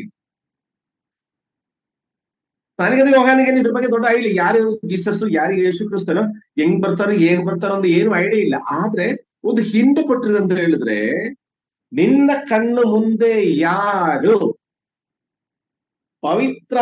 ಆತ್ಮನ ಹಿಡಿದು ಬಂದು ಅವನೇ ಪವಿತ್ರಾತ್ಮನಿಂದ ಸ್ನಾನ ಕೊಡುವಂತ ವ್ಯಕ್ತಿ. ಇಲ್ಲಿ ಅದೇ ಯೋಹಾನ 3ನೇ ಅಧ್ಯಾಯ 5ನೇ ವಾಕ್ಯದಲ್ಲಿ, ಅದಕ್ಕೆ ಯೇಸು, ನಾನು ನಿನಗೆ ನಿಜ ನಿಜವಾಗಿ ಹೇಳುತ್ತೇನೆ, ಒಬ್ಬನ ನೀರಿಂದಲೂ ಆತ್ಮನಿಂದಲೂ ಹುಟ್ಟದಿದ್ದರೆ ದೇವರ ರಾಜ್ಯಕ್ಕೆ ಸೇರನು. ಸಿಂಬಾಲಿಕ್ ಆಗಿ, ಮಾದರಿಯಾಗಿ ಯೇಸು ಕ್ರಿಸ್ತ ನಮಗೆ ತೋರಿಸ್ಕೊಟ್ಟು ದೇವಕುಮಾರನಾಗಿ ಬಂದಿರೋದು, ಯಾವ ಕಳಂಕ ಇಲ್ಲದಲ್ಲಿರೋದು, ಹೊಸದಾಗಿ ಹುಟ್ಟಬೇಕಾದ ನೆಸೆಸಿಟಿನೇ ಇರಲಿಲ್ಲ. ಆದ್ರೂ ನಮಗೆಲ್ಲ ಮಾದರಿ ತೋರಿಸಿ ನೀರಿನಲ್ಲಿ ಮುಳುಗಿ ಪವಿತ್ರಾತ್ಮನ ಕೃಪಾವರದಲ್ಲಿ ಆ ದೀಕ್ಷಾ ಸ್ನಾನವನ್ನು ಪಡ್ಕೊಂಡು, ನಮಗೆಲ್ಲ ಯೋಜನೆ ಮಾಡಬಹುದು. ನಾರ್ಮಲ್ ಕೇಸಲ್ಲಿ ನಾವೆಲ್ಲ ದೀಕ್ಷಾ ಸ್ನಾನ ತಗೊಳ್ಳುವಾಗ ಪವಿತ್ರಾತ್ಮ ಕೃಪಾವರ ನಮಗೆ ಸಿಗುತ್ತೆ. ಬಟ್ ನಾನು ಆಗಲೇ ಹೇಳಿದ ಪ್ರಕಾರ, ಪ್ರಿಯರೇ, ನಮ್ಮ ಆತ್ಮೀಯ ಜೀವನ ನನಗೆ ದೀಕ್ಷಾ ಸ್ನಾನ ಬೇಕು ಅಂತ ಒಬ್ಬ ವ್ಯಕ್ತಿ ಮನಸ್ಸಲ್ಲಿ ಆ ಚಿಂತೆ ಬರಬೇಕು ಅಂತ ಹೇಳಿದ್ರೆ, ಪವಿತ್ರಾತ್ಮ ಕಾರ್ಯಗಳ ಅವನಲ್ಲಿ ಶುರುವಾಗಿದೆ. ದೇವರ ವಾಕ್ಯ ನಾನು ಓದಬೇಕು ಅಂತ ಒಬ್ಬ ವ್ಯಕ್ತಿ ಮನಸ್ಸಲ್ಲಿ ಅನ್ಸಿದ್ರೆ ಅವನಿಗೆ ಶುರುವಾಗಿದೆ, ಅವನ ಮನಸ್ಸಲ್ಲಿ ಪವಿತ್ರಾತ್ಮ ಕೃಪಾವರ ಕಾರ್ಯಗಳು ಶುರುವಾಗಿದೆ. ನಾನು ಪ್ರಾರ್ಥನೆ ಮಾಡ್ಬೇಕು, ಸ್ತೋತ್ರ ಮಾಡಬೇಕು, ಆರಾಧನೆಗೆ ಹೋಗ್ಬೇಕು. ಯಾರಿಗಾದ್ರೂ ಅನ್ಸಿದ್ರೆ, ನಾನು ಹೇಳ್ತಾ ಮೊದಲನೇ ಸರಿ ಯಾವಾಗ ಅನ್ಸುತ್ತೋ ಅವಾಗಲೇನೆ ಪವಿತ್ರಾತ್ಮ ಕೃಪಾವರ ಕಾರ್ಯಗಳು ನಿಮ್ಮಲ್ಲಿ ಶುರುವಾಗಿದೆ. ನಿಮ್ಮಲ್ಲಿ, ನನ್ನಲ್ಲಿ, ಎಲ್ಲರಿಗೂ. ಯಾಕಂದ್ರೆ ಕಳಿಸಿರೋದೇ ಅದಕ್ಕೋಸ್ಕರನೇ. ಆದ್ರೆ ಏನಾಗುತ್ತೆ ಅಂತ ಹೇಳಿದ್ರೆ, ಎಲ್ಲರಿಗೂ ನಾನು ಹೇಳ್ತಾರೆ, ನಿಮ್ಮಲ್ಲಿ ಆಗುತ್ತೆ ಅಂತ ಹೇಳ್ತಾರಲ್ಲ, ಏನಾಗುತ್ತೆ ಅಂತ ಹೇಳಿದ್ರೆ, ಒಬ್ಬ ವ್ಯಕ್ತಿ ರಕ್ಷಣೆ ಹೊಂದಿ ದೀಕ್ಷಾ ಸ್ನಾನ ತಗೊಂಡು ರೊಟ್ಟಿ ರಸಸ್ ಎಲ್ಲ ತಗೊಂಡಾದ್ಮೇಲೆ ನನಗೆ ಏನೋ ಒಂದು ನನಗೆ ಸಿಕ್ಕಿದೆ. ಏನ್ ಸಿಕ್ಕಿದೆ ಅಂತ ದೊಡ್ಡ ಐಡಿಯಾ ಇರೋದು. ಸ್ಟಾರ್ಟಿಂಗ್ ಒಂದ್ ಸ್ವಲ್ಪ ದಿವಸ ತುಂಬಾ ಚೆನ್ನಾಗಿ ಭಯಭಕ್ತಿಯಲ್ಲಿ ಎಲ್ಲಾ ಕಾರ್ಯದಲ್ಲಿ ಪಾಲ್ಗೊಳ್ಳುವಂತ ಕಾರ್ಯದಲ್ಲಿ ಬರ್ತಾ ಏನಾಗುತ್ತೆ ಅಂತ ಹೇಳಿದ್ರೆ, ಈ ಪ್ರಾಪಂಚಿಕವಾಗಿರೋದು ಕಡೆ ಈ ಕಡೆ ಸ್ವಲ್ಪ ಪರ್ಸೆಂಟೇಜ್ ಆಚೀಚೆ. ಕೊನೆಗೆ ಮೊದಲನೇದು ಈ 10% ಪ್ರಾಪಂಚಿಕ ಕಾರ್ಯಗಳು, 90% ದೇವರ ಕಾರ್ಯಗಳಲ್ಲಿದ್ರೆ, ಬರ್ತಾ ವೇರಿಯೇಷನ್ ಹೋಗ್ಬಿಟ್ಟು ಕೊನೆಗೆ 20% 10% ದೇವರ ಕಾರ್ಯಗಳೇನೋ, ಬಾಕಿ ಇರೋದು 90% ಪ್ರಾಪಂಚಿಕವಾಗಿರೋದು. ಹೇಳಿದ್ರೆ ಏನು ಮಾಡಲಿಕ್ಕೆ ಆಗಲ್ಲ, ಬರ್ತದೆ, ಟೈಮ್ ಇಲ್ಲ, ಕೆಲ್ಸ, ಬೇರೆ ಏನೇನೇನೋ ಇರುತ್ತೆ. ಆದ್ರೆ ಜೀವನದಲ್ಲಿ ನಾನು ಹೇಳ್ತೀನಿ, ಒಂದು ಉದಾಹರಣೆ ನಿಮಗೆ ಹೇಳ್ತೀನಿ. ಪವಿತ್ರಾತ್ಮ ನಿಮ್ಮಲ್ಲಿ ಇದೆ ಅಂತ ಹೇಳಲಿಕ್ಕೆ ಒಂದು ರೀಸನ್ ಹೇಳ್ತೀನಿ. ನಿಮ್ಮ ಜೀವನದಲ್ಲಿ ಒಂದು ದುಃಖ ಆಗಲಿ, ಸಂಕಟ ಆಗಲಿ, ಒಂದು ರೋಗ ಆಗಲಿ, ಕಷ್ಟಗಳು ಬರುವಾಗ, ನಿಮಗೆ ತಡ್ಕೊಳ್ಳಿಕ್ಕೆ ಆಗದಿರುವಾಗ, ನನ್ನ ದೇವರೇ ಅಂತ ಕೇಳಿ ಕೂಗುವ ಕಣ್ಣಲ್ಲಿ ಹೇಳ್ತೀವಿ ಕಣ್ಣು ನೀರು. ಆ ಕಣ್ಣೀರು ನಿಮ್ಮಲ್ಲಿ ಬಂದ್ರೆ ಖಂಡಿತ ನಿಮ್ಮೊಳಗೆ ದೇವರಾತ್ಮ ಇದೆ. ಪ್ರಿಯರ ನೋಡಿ, ಎಷ್ಟು ಸುಂದರವಾಗಿದೆ. ಎಷ್ಟು ಚೆನ್ನಾಗಿರೋದಂತ ಒಂದು ಅಂದ್ರೆ ತಿಳುವಳಿಕೆ. ನಮ್ಮ ಜೀವನದಲ್ಲಿ ಕಷ್ಟ ಬರುವಾಗ ನನ್ನ ದೇವರೇ ಅಂತ ಕೂಗಲಿಕ್ಕೆ ನಿಮ್ ಮನಸ್ಸೊಳಗೆ ನಾವು ಒಂದು ಇದು ಬಂದ್ರೆ, ಪವಿತ್ರಾತ್ಮಕ ಭಾವ ನಿಮ್ಮಲ್ಲಿ ಇದೆ, ಪವಿತ್ರಾತ್ಮ ನಿಮ್ಮೊಳಗೆ ಇದೆ. ಆದ್ರೆ ಅಲ್ಲಿ ತನಕ ನೀವು ಈ ಪವಿತ್ರಾತ್ಮನ ಕಡೆ ತಿರುಗಿ ನೋಡೇ ಇರಲ್ಲ. ನಾನು ನಿಮ್ಮ ವಿಷಯ ಎಲ್ಲ ನಾನು ಹೇಳ್ತಾ ಇರೋದು, ಯಾರು ಹಾಗೆ ತಿಳ್ಕೊಬೇಡಿ. ದೇವರ ಆತ್ಮ ಕೃಪಾವರ ನಮ್ಮಲ್ಲಿ ಇರೋದಕ್ಕೆ ನಾನು ಆಗಲೇ ಹೇಳಿದೆಯಲ್ಲ, ನಮ್ಮ ಪ್ರಾರ್ಥನಾ ಜೀವನ ಶುರುವಾಗುವಾಗಲೇ ಅವಾಗಲೇ ಅರ್ಥ ಮಾಡ್ಕೊಳ್ಳಿ. ನನಗೆ ಪ್ರಾರ್ಥನೆ ಮಾಡ್ಬೇಕು ಅಂತ ಅನ್ಸುವಾಗ, ನನಗೆ ಆರಾಧನೆ ಹೋಗ್ಬೇಕು ಅಂತ ಅನ್ಸೋ, ಸಭೆ ಹೋಗ್ಬೇಕು, ದೇವರ ವಾಕ್ಯದಲ್ಲಿ, ದೇವರ ಕೂಟದಲ್ಲಿ ದೇವರ ವಾಕ್ಯ ಕಲಿಬೇಕು, ಇಂಥದ್ರಲ್ಲಿ ಎಲ್ಲ ನಿಮಗೆ ಒಂದು ಮನಸ್ಸಿಗೆ ಅನ್ಸದೆ ನಾನು ಮಾಡ್ಬೇಕು ಅಂತ ಅನ್ಸಿದ್ರೆ, ಖಂಡಿತ ನಿಮ್ಮಲ್ಲಿ ನನ್ನಲ್ಲಿ ಅಪವಿತ್ರ ಆತ್ಮನ ಕೃಪಾವರ ಪವಿತ್ರ ಆತ್ಮನ ಇದ್ದಾರೆ. ಅಲ್ಲಿ ಇದ್ಬಿಟ್ಟು ಪ್ರೇರ ನೋಡಿ ಎಷ್ಟು ಚೆನ್ನಾಗಿರುತ್ತೆ ಅಂತ ಹೇಳಿ. ನಮ್ಮ ಮನೆಯಲ್ಲಿ ಸ್ವಲ್ಪ ಹಿರಿಯರು ಯಾರಾದ್ರೂ ಇದ್ದಾರ ನನ್ಗೆ, ಅವ್ರು ಹಿರಿಯರಾಗಿದ್ರು ಒಂದ್ ವೇಳೆ ಕಿವಿ ಕೇಳಿಸಲ್ಲ, ಇಲ್ಲಂದ್ರೆ ಏನೋ ಒಂದು ನಾವೇನೋ ಅವ್ರನ್ನ ನೆಗ್ಲೆಕ್ಟ್ ಮಾಡಿಲ್ಲ, ಅದ್ರ ಬುದ್ಧಿ ಇಲ್ಲ, ಏನೋ ನೆಗ್ಲೆಕ್ಟ್ ಮಾಡಿ ಅಂದ್ರೆ ಇಲ್ಲಿ ಗೊತ್ತಿದ್ದ ಇದೀಗ ನಂಗೆ ಅವ್ರು ಬೇಜಾರಲ್ಲಿ ಕೂತಿರ್ತಾರೆ. ನನ್ ಮಗನು ಯಾರು ನನ್ ಕಡೆ ತಿರುಗಿನೇ ನೋಡ್ತಾ ಇಲ್ಲ, ನನ್ ಸೊಸೆ, ನನ್ನ ಅಳಿಯ ಯಾರು ನನ್ನ ಕಡೆ ತಿರುಗಿ ನನ್ನ ಕಡೆ ಗಮನನೇ ಕೊಡ್ತಾ ಇಲ್ಲ. ಆಕ್ಚುಲಿ ಇವರೆಲ್ಲ ಹಿಂಗೆ ಇರ್ಲಿಕ್ಕೆ ನಾನಲ್ವಾ ಕಾರಣ ಆಗಿರೋದು, ಆದ್ರೂ ನನ್ನನ್ನೇ ಮೂಲೆ ಮಾಡಿಬಿಟ್ಟಿರಲ್ಲ ಅಂತ ಈ ಬೇಜಾರಲ್ಲಿ ಕೂತಿರುವ ಆ ಸಂದರ್ಭದಲ್ಲಿ ಒಂದ್ ದಿವಸ ಇದಕ್ಕಿದಂಗೆ ತುಂಬಾ ಪ್ರೀತಿಯಿಂದ ಹತ್ರ ಹೋಗಿ ಅವರಿಗೆ ಉಪಚಾರ ಮಾಡಿ ಅವ್ರಿಗೆ ಏನೇನ್ ಬೇಕು ಅಂತ ಹೇಳಿ ಪ್ರೀತಿಯಿಂದ ಅವ್ರ ಜೊತೆ ಮಾತಾಡುವಾಗ ಎಲ್ಲ ಅನುಭವ ಇರುತ್ತೆ. ಎಷ್ಟು ಖುಷಿ ಆಗುತ್ತೆ ಅವರಿಗೆ. ಪ್ರಿಯರೇ, ನಮ್ಮ ಪವಿತ್ರಾತ್ಮನು ಇದೇ ರೀತಿಯಲ್ಲಿ ಜಸ್ಟ್ ಒಂದು ತಿರುಗಿ ನನಗೊಂದ್ಸರಿ ಪ್ರಾರ್ಥನೆ ಮಾಡ್ಬೇಕಂತ ಅನ್ಸುತ್ತೆ, ಇಲ್ಲ ನನಗೊಂದ್ಸರಿ ಆರಾಧನೆ ಮಾಡ್ಬೇಕಂತ ಅನ್ಸುತ್ತೆ, ದೇವರ ವಾಕ್ಯ ಓದಬೇಕು ಅಂತ ಅನ್ಸುತ್ತೆ, ಇದೆಲ್ಲ ಹೇಳುವಾಗ ಎಕ್ಸಾಕ್ಟ್ಲಿ ನಮ್ಮ ಒಳಗಡೆ ಆ ಪವಿತ್ರಾತ್ಮ ಕೃಪಾವರ ಇದೆ. ನಾವ್ ಆ ಕಡೆ ಗಮನ ಕೊಡುವಾಗ, ದೇವರೇ ನನ್ನನ್ನ ಕ್ಷಮಿಸಿ, ಇಲ್ಲಿ ತನಕ ಮಾಡಿದ ತಪ್ಪನ್ನು ಕ್ಷಮಿಸಿ ಅಂತ ಹೇಳಿ ಆ ಕಡೆ ತಿರುಗುವಾಗ್ಲೇ ನೋಡಿ ಎಷ್ಟು ಖುಷಿ ಆಗುತ್ತೆ ನೋಡಿ. ಇಲ್ಲಿ ನಾವಾಗಲೇ ಹೇಳಿದಂದ್ರೆ, ನಿಜವಾಗಿ ಹೇಳುತ್ತೇನೆ, ಒಬ್ಬ ನೀರಿಂದಲೂ ಆತ್ಮನಿಂದಲೂ ಹುಟ್ಟದಿದ್ದರೆ. ಬಟ್ ಒಂದು ವಿಷಯ ನನಗೆ ಯೇಸು ಕ್ರಿಸ್ತನ ಈ ವಿಷಯ ಹೇಳಿದೆ ಅಂತ ಹೇಳಿದ್ರೆ, ನೀರಿಂದನೂ ಆತ್ಮನಿಂದಲೂ ಸಿಂಬಾಲಿಕ್ ಆಗಿ ಮಾದರಿಯಾಗಿ ಹೇಳುವಾಗಲೂ ಪೂರ್ಣವಾಗಿ ನಮ್ಮನ್ನೇ ಒಪ್ಪಿಸಿ, ಪೂರ್ಣವಾಗಿ ನಮ್ಮನ್ನ ತಗ್ಗಿಸಿ ದೇವರ ದಾರಿಯಲ್ಲಿ ನಡೆಯಲಿಕ್ಕೆ ಡಿಸೈಡ್ ಮಾಡಿದ್ರೆ ಮಾತ್ರ ಇದಕ್ಕೆ ಫಲ ಬರುತ್ತೆ. ನಾನ್ ರೊಟ್ಟಿ ಶಾಸ್ತ್ರ ತಗೊಳ್ಳಿಕ್ಕೋಸ್ಕರ ಎಲ್ಲರೂ ತಗೊಳ್ತಾ ಇದ್ರೆ ನಾನು ತಗೊಳ್ಬೇಕು ಅಂತ ಉದ್ದೇಶದಲ್ಲಿ ನಾನು ತೀರ್ಷಸ್ಥಾನ ಎಷ್ಟು ನೋಡಿದ್ರೆ ಅದಲ್ಲ. ಇಲ್ಲಿ ಪೂರ್ಣ ಮನಸ್ಸಿಂದ ನೀರಲ್ಲಿ ಮುಳುಗಿ ಎದ್ದೇಳುವ ಹಳೆಯ ಮನುಷ್ಯ ಸತ್ವದ, ಇನ್ನು ಹುಟ್ಟಿರೋದು ನೂತನ ಸೃಷ್ಟಿನೇ. ಈ ನೂತನ ಸೃಷ್ಟಿ ಪ್ರಾಪಂಚಿಕವಾಗಿರೋದ ಕಡೆ ತಿರುಗಬಾರದು. ಈ ನೂತನ ಸೃಷ್ಟಿ ದೇವ್ರ ಕಡೆ ಗುರಿ ಇಡಬೇಕು. ಈ ನೂತನ ಸೃಷ್ಟಿ ಬೇರೆ ಯಾರಿಗೇನು ತಪ್ಪು ಮಾಡೋರಾಗಿರ್ಬಾರ್ದು, ಬೇರೆಯವರಿಗೆ ಕೆಟ್ಟದನ್ನು ಮಾತಾಡಬಾರಬಾರ್ದು, ಬೇರೆಯವರಿಗೆ ದ್ರೋಹ ಮಾಡಬಾರ್ದು, ದ್ರೋಹ ಆಲೋಚನೆ ಕೂಡ ಮಾಡಬಾರ್ದು,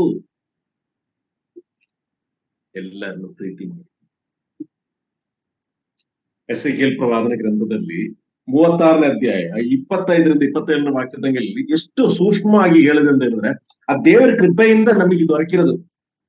25ನೇ ವಾಕ್ಯದಲ್ಲಿ, ನಾನು ನಿಮ್ಮ ಮೇಲೆ ನಿರ್ಮಲವನ್ನು ಪ್ರೋಷಿಸಲು ನೀವು ನಿರ್ಮಲರಾಗುವಿರಿ, ನಿಮ್ಮ ಸಮಸ್ತ ವಿಗ್ರಹಗಳಿಂದಲೂ ಸಕಲ ವಿಧವಾದ ಹೊಲಸಿನಿಂದಲೂ ನಿಮ್ಮನ್ನ ಶುದ್ಧಿ ಮಾಡುವರು. ದೇವರು ತೀರ್ಮಾನ ಮಾಡ್ತಾ ಇದ್ದಾರೆ, ಎಲ್ಲಾ ರೀತಿಯಲ್ಲಿ ನಾನು ನಿಮ್ಮ ಮೇಲೆ ನೀರು ಚೆಲ್ತೀನಿ, ಅದರಿಂದ ನೀವೇನಾಗುತ್ತೆ ನಿರ್ಮಲ ಹೃದಯ, ನಿರ್ಮಲರಾಗಿ ನಿಮ್ಮ ಶರೀರ ಶುದ್ಧಿ, ನಿಮ್ಮ ಎಲ್ಲಾ ರೀತಿಯಲ್ಲಿ ಉಳ್ಳ ಹೊಲಸುಗಳನ್ನು ನಿಮ್ಮ ದೂರ ಹೋಗೋದ ನಾನ್ ಮಾಡ್ತೀನಿ.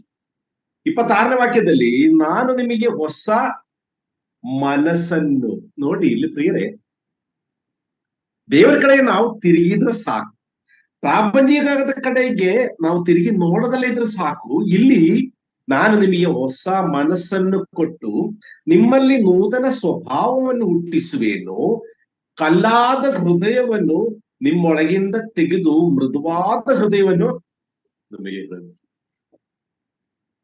ನೋಡಿ ಎಷ್ಟು ಚೆನ್ನಾಗಿ ಒಬ್ಬ ವ್ಯಕ್ತಿ ಪವಿತ್ರಾತ್ಮನ ಕೃಪಾವರ್ತಂದು ಒಬ್ಬ ವ್ಯಕ್ತಿಯ ಹೃದಯ ಯಾವ ರೀತಿಯಲ್ಲಿ ಇರ್ಬೇಕು, ಅದೇ ರೀತಿಯಲ್ಲಿ ಅವನ ಮನಸ್ಸು ಯಾವ ರೀತಿಯಲ್ಲಿ ಇರ್ಬೇಕು, ಅವ್ರ ಸ್ವಭಾವ ಯಾವ ರೀತಿಯಲ್ಲಿ ಇರ್ಬೇಕು ಅನ್ನೋ 3 ವಿಷಯಗಳಲ್ಲಿ ಹೇಳ್ತಾ ಇದೆ. ನಾನು ನಿಮಗೆ ಹೊಸ ಮನಸ್ಸನ್ನು ಕೊಟ್ಟು ನಿಮ್ಮಲ್ಲಿ ನೂತನ ಸ್ವಭಾವವನ್ನು, ಅದೇ ರೀತಿಯಾಗಿ ಕಲ್ಲಾದ ಹೃದಯವನ್ನು. ಪ್ರಿಯರೇ, ಈಗಲೂ ನಮ್ಮ ಹೃದಯ ಅದು ಎಷ್ಟು ಸಾಫ್ಟ್ ಆಗಿದೆ ಅಂತ ಹೇಳಿದ್ರು ಕೂಡ ಒಂದ್ ಸ್ವಲ್ಪ ಭಾಗ ಸ್ವಲ್ಪ ಕಲ್ಲಾಗಿದೆ, ಹಂಗೆ ಉಳ್ಕೊಂಡಿದೆ. ಹಂಗೆ ಕಲ್ಲಾಗಿ ಉಳ್ಕೊಂಡಿಲ್ಲ ಆದ್ರೆ ನಮ್ಮ ಸಹೋದರನ ಸಹೋದರಿ ಸಂಕಟದಲ್ಲಿ ನಮಗೇನು ಸಂಕಟ ಉಂಟಾಗುತ್ತೆ, ನಮ್ಮ ಸಹೋದರನ ಸಹೋದರಿಯಲ್ಲಿ ಸಂತೋಷದಲ್ಲಿ ನಮಗೇನು ಸಂತೋಷ ಉಂಟಾಗುತ್ತೆ. ಇಲ್ಲಿ ಉಲ್ಟಾ ಆಗ್ತಾ ಇರೋದು, ಅವರಿಗೆ ಸಂತೋಷ ಅಂದ್ರೆ ಇಲ್ಲಿ ನಮಗೆ ಶುರು ಆಯ್ತು ಅಲ್ಲಿ ಅಂತ. ಯಾಕೆ ಅಂತ ಹೇಳಿ ಇಷ್ಟೊಂದು ಖುಷಿ ಅಂತ ಏನಿದೆ ಅಲ್ಲಿ, ಅಷ್ಟೊಂದು ಸಂತೋಷ ಪಡ್ಬೇಕೆ ಏನಿಲ್ಲ ಅನ್ನೋ. ಅವ್ರಿಗೆ ಏನಾದ್ರೂ ದುಃಖವಾಗ ಹಂಗೆ ಆಗುತ್ತೆ. ನಾನು ಅವತ್ತೇ ಹೇಳಿದೆ, ಇದು ಹಿಂಗೆ ಆಗುತ್ತೆ. ವಿರುದ್ಧವಾಗಿ ಯೋಧನೆ ಮಾಡಿ ವಿರುದ್ಧವಾಗಿ ಇನ್ನು ಸ್ವಲ್ಪ ಆ ಹೃದಯ ಇನ್ನು ಸ್ವಲ್ಪ ಕಲ್ಲಾಗಿ ಉಳಿದ್ರದಿಂದ ಪೂರ್ಣಾಂಕವಾಗಿ ಇಲ್ಲಿ ಏನಂತ ಹೇಳಿದೆ, ಮೃದುವಾದ ಹೃದಯವನ್ನು ನಮಗೆ ಕೊಟ್ಟಿದ್ರು ನಮಗೆ ಅದ್ರಲ್ಲಿ ಒಪ್ಪಿಗೆ ಇಲ್ಲ. ನಾವದು ಬೇಡ ಸಾಕು, ಇಷ್ಟು ಸಾಕು.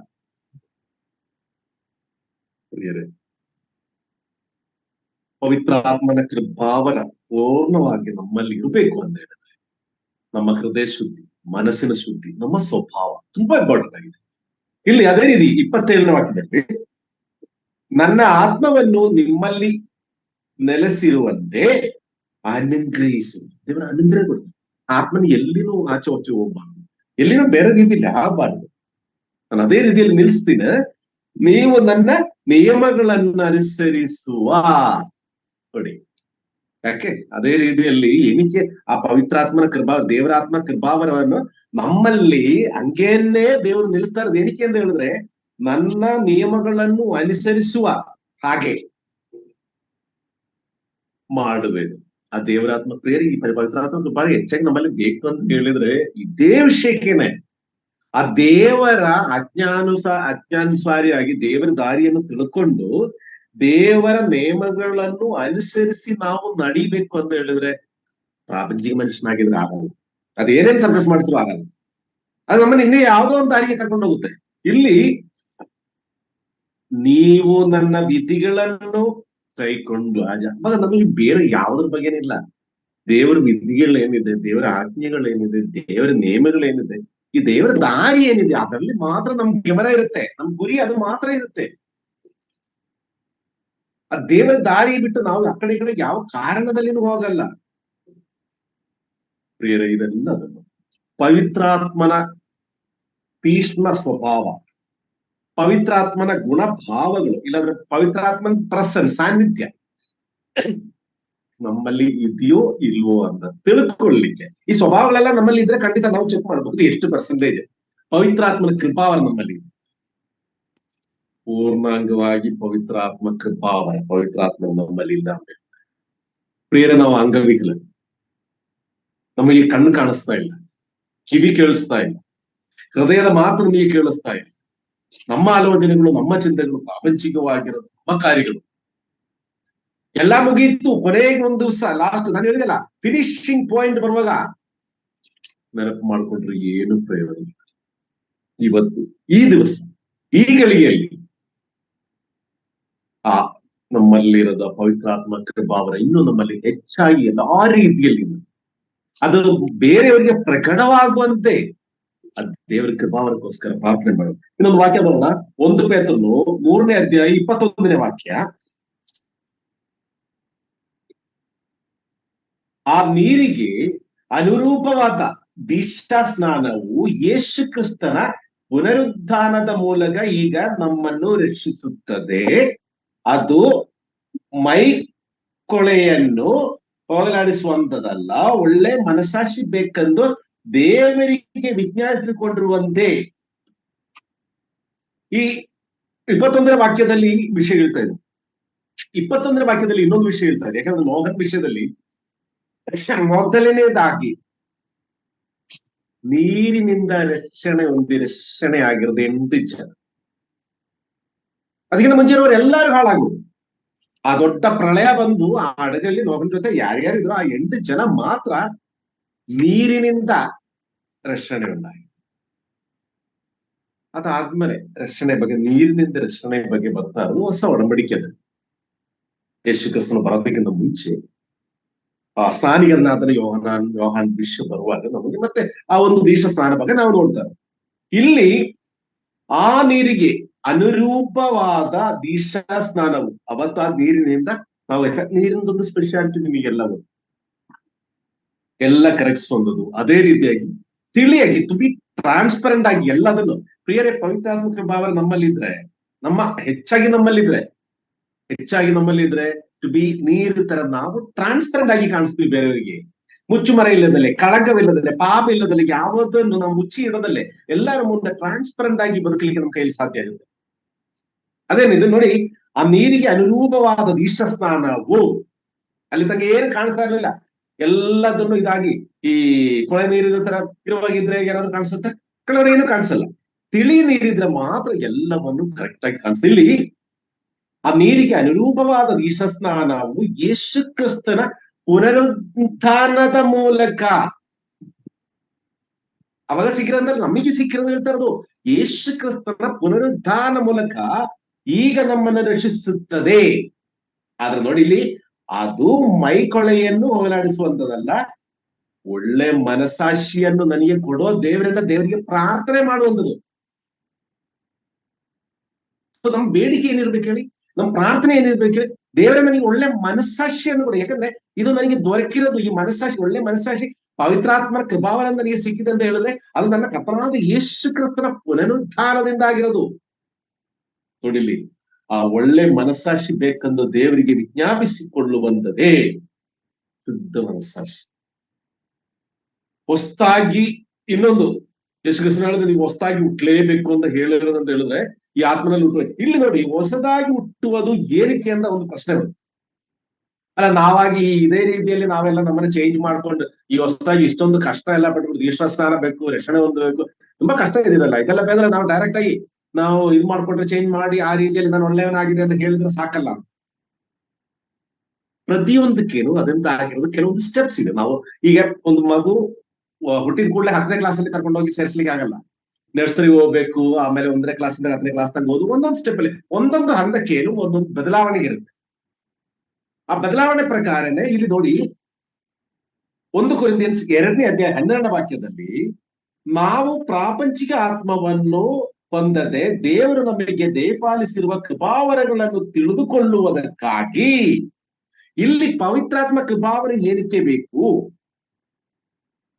ಹೊಸದಾಗಿ ಹುಟ್ಟದಲ್ಲೇ ನಮಗೆ ಪವಿತ್ರಾತ್ಮ ಕೃಪಾವರ ಆ ಪವಿತ್ರಾತ್ಮ ಕೃಪಾವರ ನಮಗೆ ಸಿಕ್ಕದ ಏನಕ್ಕೆ ಅಂತ ಹೇಳಿದ್ರೆ ಪ್ರಾಪಂಚಿಕವಾಗಿರೋ ವಿಷಯಗಳು ತಿಳ್ಕೊಳ್ಳಿಕ್ಕೆ ಅಲ್ಲ, ದೇವರ ನಮಗೆ ದಯಪಾಲಿಸಿ ಕೃಪಾವರಗಳನ್ನು ತಿಳಿದುಕೊಳ್ಳುವುದಕ್ಕಾಗಿ ದೇವರಿಂದ ಬಂದ ಆತ್ಮನೇ ಹೊಂದಿದ್ದೇವು. ಆ ದೇವರಿಂದ ನಮಗೆ ಕೊಟ್ಟರು. ನಾನು ಆಗಲೇ ಹೇಳಿದೆ, ಆ ಕಥೆ ವಿಷಯ ಹೇಳುವಾಗಲೂ ಅದು ಮನುಷ್ಯ ಜನ್ಮ ಬರ್ಬೇಕು ಅಂದ್ರೆ ದೇವ್ರ ಮನಸ್ಸು ಮಾಡ್ಬೇಕು. ಇಲ್ಲಿ 13ನೇ ವಾಕ್ಯದಲ್ಲಿ ಹೇಳ್ತಾ ಇರೋದು, ಇವುಗಳನ್ನು ಮನುಷ್ಯ ಜ್ಞಾನವು ಕಲಿಸಿದ ಮಾತುಗಳಿಂದ ಹೇಳದ ದೇವರಾತ್ಮನೆ ಕಲಿಸಿಕೊಟ್ಟಂದ ಮಾತುಗಳಿಂದ. ದೇವರಾತ್ಮನಿಂದ ನಾವೇನ್ ಕಲ್ತಿದ್ದೋ, ನಾವು ಮಾತಾಡ್ಬೇಕಾಗಿರೋದು ಮನುಷ್ಯರಿಂದಲ್ಲ, ದೇವರಾತ್ಮನೆ ಕಲಿಸಿಕೊಟ್ಟದ ಮಾತುಗಳಿಂದ ಹೇಳಿ ಆತ್ಮ ಸಂಬಂಧವಾದವುಗಳನ್ನು ಆತ್ಮನಿಗೆ ಯುಕ್ತವಾದ ರೀತಿಯಲ್ಲಿ ವಿವರಿಸುತ್ತೇವೆ. ನೋಡಿ, ಇದು ಪ್ರಿಯ ಬೇಕಾಗ ಒಬ್ಬ ಪ್ರಸಂಗ ಮಾಡುವ ವ್ಯಕ್ತಿ ಆಗ್ಲಿ, ಒಂದು ದೇವರ ವಾಕ್ಯ ಓದುವಂತ ವ್ಯಕ್ತಿ ಆಗ್ಲಿ, ಹೇಳುವಂದು ಏನಂತ ಹೇಳಿದ್ರು, ಇವುಗಳು ಮನುಷ್ಯ ಜ್ಞಾನವು ಕಲಿಸಿದ ಮಾತುಗಳಿಂದ ಹೇಳಂತೆ ದೇವರಾತ್ಮನ ಕಲಿಸಿಕೊಟ್ಟದ ಮಾತುಗಳಿಂದ ಹೇಳಿ ಆತ್ಮ ಸಂಬಂಧವಾದವುಗಳನ್ನು ಆತ್ಮನಿಗೆ ಯುಕ್ತವಾದ, ಪ್ರಿಯರೇ ಆತ್ಮನಿಗೆ ಯುಕ್ತವಾಗಿರೋದು ನಮಗೆ ಹೆಂಗೆ ಗೊತ್ತಾಗುತ್ತೆ? ಆತ್ಮನಿಗೆ ಯುಕ್ತವಾಗಿರೋದು ಎಂತ ಗೊತ್ತಾಗ್ಬೇಕು ಅಂತ ಹೇಳಿದ್ರೆ ನಮ್ಮ ಆತ್ಮನಿಗೆ ಹೇಳ್ಬೇಕು, ಪವಿತ್ರಾತ್ಮನಿಗೆ ಹೇಳ್ಬೇಕು, ದೇವರೇ ಪವಿತ್ರಾತ್ಮನೇ ನನಗೆ ಇದು ಯುಕ್ತವಾಗಿರುತ್ತೆ, ನಾನು ಇದು ಮಾಡೋದು ಸರಿನಾ, ಇದು ನಾನು ಮಾಡಬಹುದಾ? ನಾವಿದ್ರು ಪ್ರತಿಯೊಂದು ಹೇಳುವಾಗ್ಲೂ ಹೇಳ್ತಾ ಇದ್ದೆ ದೇವರಿಗೆ, ದೇವರೇ ನಾನು ಮಾಡೋದು ಸರಿ ಇದೆಯಾ, ನಾನು ಮಾಡ್ಬೋದಾ ಅಂತ. ಆದ್ರೆ ನಾವು ಎಷ್ಟು ಸರಿ ದೇವರೇ ನಾನು ಮಾಡೋದು ಸರಿನಾ, ನೀನೇ ಹೇಳೋ, ನನಗೆ ನೀನ್ ಹೆಂಗಾದ್ರೂ ಮಾಡಿ ನನಗೆ ಒಂದು ದಯಪಾಲಿಸಿ ಕೊಡೋ, ದಾರಿ ತೋರ್ಸೋ ಅಂತ ಪ್ರಾರ್ಥನೆ ಮಾಡಿ ಆ ಉತ್ತರಕ್ಕೋಸ್ಕರ ನಾವು ಕಾಯಲ್ಲ. ನಮಗೆ ಎಲ್ಲದನ್ನೂ ಬಡಿಬಿಡಿದ ಹಾಕು. ನಾವ್ ಇವತ್ತು ಕೇಳಿದ ಕೂಡಲೇ ತಕ್ಷಣ ಆಗ್ಲಿಲ್ಲ ಅಂತ ಹೇಳಿದ್ರೆ ನೋಡಿ ದೇವ್ರ ಇಚ್ಛೆನೆ ಅದೇನೆ, ಅದಕ್ಕೆ ನಮಗೆ ಹೇಳಿಲ್ಲ ಅಂತ ಹೇಳಿ ಕರ್ತನಾದ ದೇವರ ಆ ಕೃಪಾವರವನ್ನು, ಕರ್ತನಾದ ದೇವರ ಆ ಉತ್ತರವನ್ನು ಕೇಳಿಸ್ಕೊಳ್ಲಿಕ್ಕೆ ಪ್ರಿಯರೇ ನಮ್ಮ ಪವಿತ್ರಾತ್ಮನ ಕೃಪಾವರ, ಪವಿತ್ರಾತ್ಮ ನಮಗೆ ಬೇಕು.